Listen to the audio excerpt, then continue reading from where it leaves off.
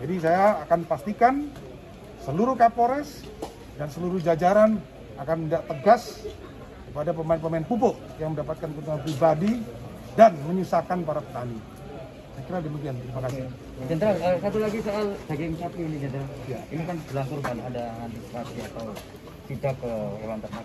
Baik, terkait dengan daging sapi yang sekarang kami dengan jajaran Pemprov, kemudian juga kemarin hasil koordinasi dengan Menteri Pertanian untuk penanganan hewan yang berkuku 2 yang terkena PMK. Pertama, kami mendatakan di setiap kabupaten dan kota berapa yang terkena. Yang kedua, melakukan lokalisir sehingga hewan-hewan itu tidak berpindah tempat, baik di level kelurahan, kecamatan maupun kabupaten. Yang ketiga, menyiagakan anggota kami di setiap lintas perbatasan dan juga pasar hewan untuk menutup sementara apabila di daerahnya terdapat suspek hewan yang terkena penyakit PMK, penyakit mulut dan kuku ini. Kemudian yang keempat, terkait dengan ketersediaan daging, maka kami akan mendatakan, karena di sini ada 4,9 juta ya, baik hewan yang susu maupun hewan potong. Kan tidak semua daerah yang terkena. Sehingga menghitung kebutuhan antar kabupaten kota dengan menghitung ketersediaan daging yang ada di seluruh Jawa Timur ini, itu akan menjamin ketersediaan daging sampai nanti Idul Adha ini.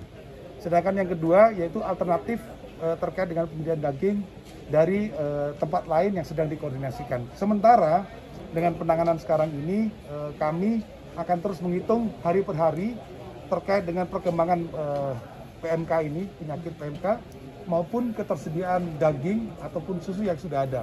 Karena kita ketahui Pasuruan, Probolinggo ya, itu menjadikan pangsa yang terbesar untuk susu maupun daging. Jadi saya kira kami dengan jajaran Pemprov akan terus melakukan pengawasan sehingga harapannya nanti jangan sampai ada kekurangan daging masyarakat. Hewan yang sudah terinfeksi tidak boleh diperjualbelikan untuk kurban, ya? Kita ketahui bahwa hewan yang sudah terkena itu satu harus dilokalisir, yang kedua harus dilakukan pengobatan terlebih dahulu. Kemudian yang ketiga, untuk hewan yang belum terkena dilakukan vaksinasi. Sedangkan yang terkena itu dikasih obat, satu obat antibiotik, kedua vitamin, terus yang tiga obat untuk penghilang panas ya, dari hewan tersebut. Ada beberapa hal yang positif, yaitu ada beberapa hewan juga sudah mulai sembuh dengan pemberian obat-obatan itu.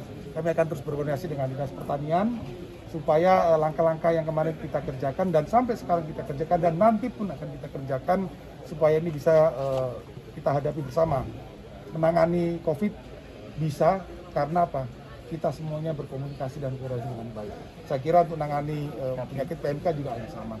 Yang penting masyarakat jangan panik, dan ini tadi disampaikan Pak Menteri Pertanian bahwa penyakit ini tidak menular pada manusia. Tapi yang penting menginformasikan, lokalisir, cegah untuk berpindah antar kota ataupun antar kabupaten, kemudian melakukan segera pengobatan. Kemudian untuk penjualan dan sebagainya, saya kira hewan yang belum sembuh betul jangan sampai dijual ya. Sementara di